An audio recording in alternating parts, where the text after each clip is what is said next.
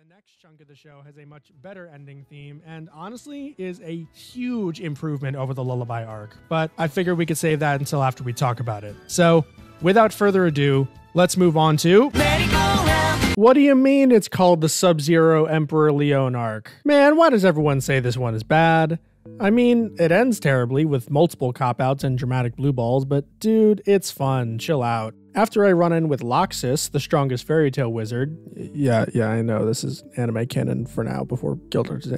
Anyway, Natsu aims to prove himself by stealing an S-class quest that he's not authorized to partake in. He, of course, drags Lucy along, and Gray gets brought on board too after being the first to try and bring them back to the guild to be punished, with Erza following close behind. On the supposedly cursed island of Galuna, the 3+ happy discover that every night the moon turns purple and the temple on the island glows with that same brilliant light. Upon investigation, they find out a trio of revelations. The purple moonlight is part of a magical ritual called Moon Drip, that the Moon Drip is aiming to revive a super demon from Gray's past named Deliora, and that the perpetrator is a band led by Gray's former friend / rival, Leone Vastia.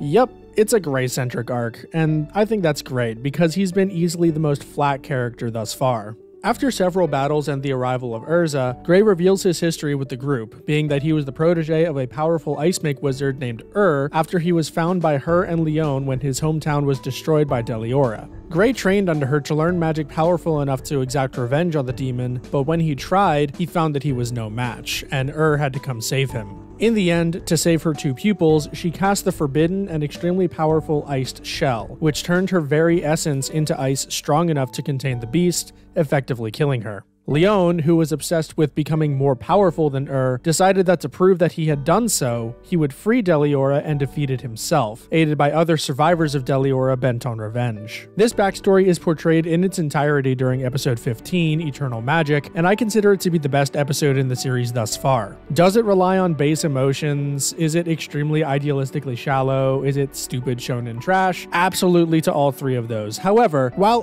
connection with her students is given only the bare minimum of depth, with any that is there being portrayed through exposition instead of any of the other more elegant ways to convey her care for them, that connection is nonetheless understood and easily sympathized with. Gray's childish rejection of her ways and obsession with revenge leading to her death is an excellent device to propel his character forward, as he's suddenly forced to confront his mistake to correct that of his friend Leone. And the last scene of the episode where he confronts Leone and threatens him by casting Ice Shell on himself was fantastic. While I think this sacrifice should have been saved for when Deliora was revived, my hot take is that Gray should have went through with casting the spell and sacrificing himself. And hear me out on that. Throughout the vast majority of the rest of the show, until the Tartarus arc, like 250 episodes after this, Gray doesn't really get much that's interesting. My opinion is that Leone should have taken his place as Fairy Tail's Ice Make Wizard, as he could have had a satisfying character arc of overcoming his own flaws and insecurities while trying to live up to the bravery he never acknowledged Gray as having. He could still fulfill the role he plays in relation to Ultier's heel face turn in the Tenro Island arc, and there's nothing saying that you can't revive Gray later on, say for like the Grand Magic Games or something, which would retain his ability to have a character come Tartaros when that guy appear. I don't know, I read some stuff. I didn't really pay attention. Anyway, this sacrifice would have given Natsu some much needed character development, and led very well into his actions in the Tower of Heaven arc, where he adamantly refuses to allow Erza to die and literally breaks past his limits to do so. That could have been made much more powerful by Natsu hating himself for being too weak to save Gray here. That said, this is where I hate Natsu the most in this first chunk of the series. He prevents Gray from making the noble decision by punching him in the face and spouts off platitudes about dying not setting anything right, but bro, I get wasting it on Leone was dumb, but for Deliora? Yeah, so despite Gray defeating Leone, Deliora is indeed released again. Natsu, like an idiot, prevents Gray from casting Iced Shell and punches Deliora, revealing that ice drained away all of the demon's life force, and it was basically dead already. I don't like that. It's another cop-out that makes the demons in this world feel like a huge joke, especially given their significance with Tartaros, which many say is the show's best arc, and their relation to one of the series' end big bads, Zareth. The demons in this world should have had massive and irreversible effects on the narrative, but both Lullaby and Deliora so far have been not that. The ending of the arc in general is super flat and drawn out. After the main dramatic battle between Gray and Leon, you still have 2 full episodes to get through where we have to resolve the weakest part of the arc, which is the original draw of the S-Class quest. The villagers on Galuna Island who initially put in the request want to be human after being turned into demons by the moon drip. The resolution that Urza figures out based on information that we don't care about because magic in this world is whatever Mashima wants it to be, is that the moon drip didn't change the humans into demons, but affected these demons' memories to make them believe that they were originally human. Then they all just forgive Leon and his lackeys because, well, they were hurt by Deliora and they were doing what they thought was right, which for some reason means they shouldn't be punished for hurting the lives of these innocent people for 3 whole years. Again, I don't like this at all, and Fairy Tail uses this particular trope a lot, of the heroes forgiving the villains and then them returning later. And in most cases, it's not as egregious as this. In other instances, such as the case with Loxus or Gajiel, we understand that there are ramifications in the sense of self-imposed exile or a willingness to repent for the sins they've committed. Whereas that isn't really implied here, other than Leon kind of quietly musing about what it would be like to be in a guild. Fairy Tail is a show that's made for young people, adolescents ages like 12 to 14. Teaching people that evil actions shouldn't be punished if they're done for the right reason isn't a good message in my opinion. There are certainly nuances to be argued for when it comes to situations like this, say if reviving Deliora would have had a direct positive impact somehow, but the Fairy Tail property isn't mature enough to tackle these kinds of questions. I'm sorry, but it isn't.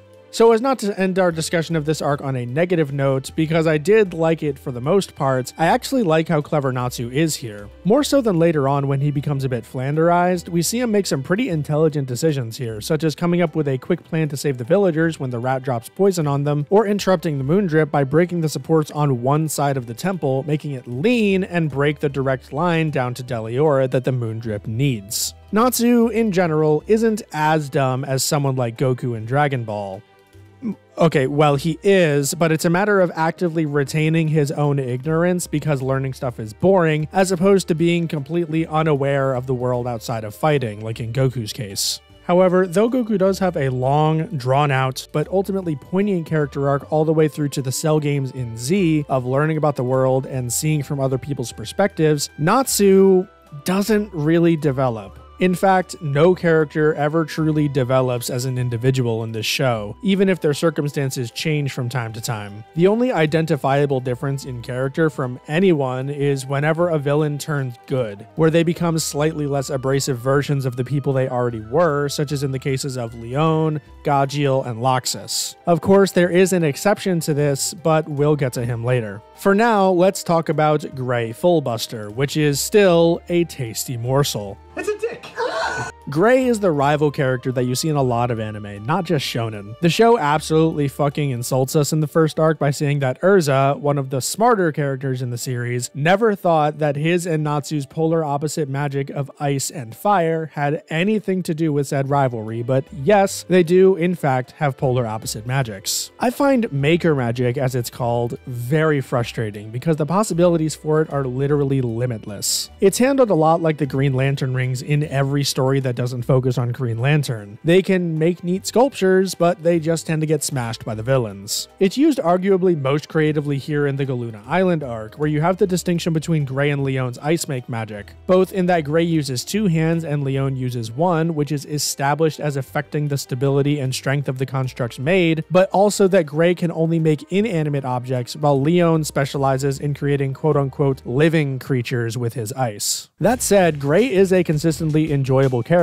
at the very least. While he's immature when interacting with Natsu, when allowed to be left to his own devices, he tends to be more level-headed and in control of a given situation, which is a refreshing change of pace from most of the other members of Fairy Tail that we focused on throughout the series, like Natsu, Lucy, Elfman, Mary Jane, Kana, etc. Where Gray fails is as a viable rival character. The point of them, in relation to the main character anyway, is that they always need to be one step ahead of the protagonist, or there needs to be a very good reason for that not to be the case. This is your Gary Oak from Pokemon, Sasuke in Naruto, Hisoka from Hunter x Hunter, or even someone like Colonel Mustang in Fullmetal Alchemist. Without fail, these characters are consistently compared to the main character, have a competitive streak with said main character, and are consistently portrayed as more skilled and or more talented than the main character, to serve as a goal for them to strive for. For all of Sasuke's many problems, he does serve this purpose extremely well in relation to Naruto, while also pulling off the same angsty care for his friend that Gray has towards Natsu's safety, which is why I consider him a far superior rival archetype character than Gray here.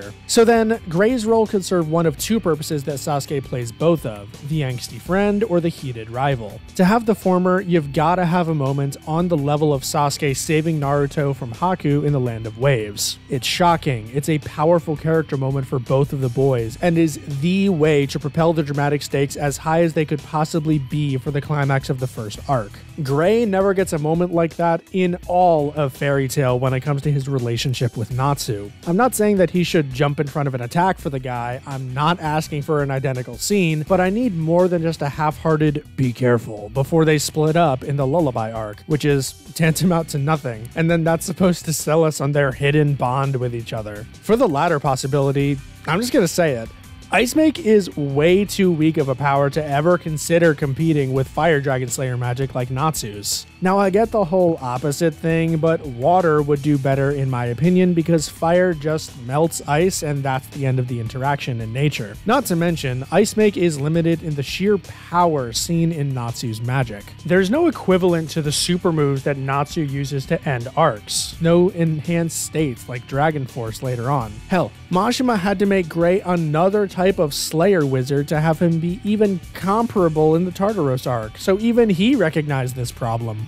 The idea of Gray being any kind of true rival to Natsu is laughable at best, especially considering Urza is already a better rival by being stronger than Natsu and a goal to reach toward. And in the very next arc, we get Gajiel, so we have a Slayer that has a rivalry with Natsu right there. This is why I say that Gray should have just axed himself here. Leon would have had a lot more potential for growth and interesting development in a redemption arc than Gray ever gets on his own. All he ever receives is the token effort of being able to beat one or two of the C-list villains of any given arc, like, oh, he can beat one of the Element 4, but he never gets to touch Gajiel. He gets to beat the bird guy that Natsu got eaten by due to carelessness, while Natsu gets to beat Jalal, who is one of the 10 strongest wizards on the continent. Hell, in the Edelus arc, while Natsu gets to fight a gigantic fucking dragon mecha, Gray gets to have a tug-of-war match over a key. What a great and worthwhile character.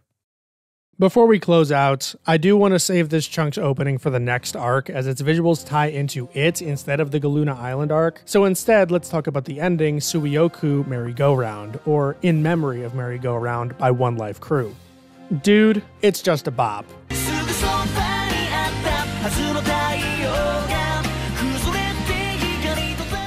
The lyrics are about losing someone in a bitter separation and dreaming of them, only to wake up with the morning sun and having them disappear in a silhouette once again, adding to the already sort of melancholic feeling to the tune. You know, I'm not the biggest fan of like the happy-centric visuals, but hey, we do have our wheel, and the other characters do come in eventually, so, you know, not bad. Truthfully, and I don't think this is a hot take at all, this is one of my favorite endings in the entire show. I think beaten only by ending number 10, which is an even better bop in my opinion, but we'll get to that later. Overall, the Galuna Island arc is a fun time. It has good characterization for Gray, it provides more world building with the introduction of another demon created by Zeref in the form of Deliora, and for all of its faults, was a consistently enjoyable watch throughout, so I really can't complain too much here. So let's move on to the... Nope.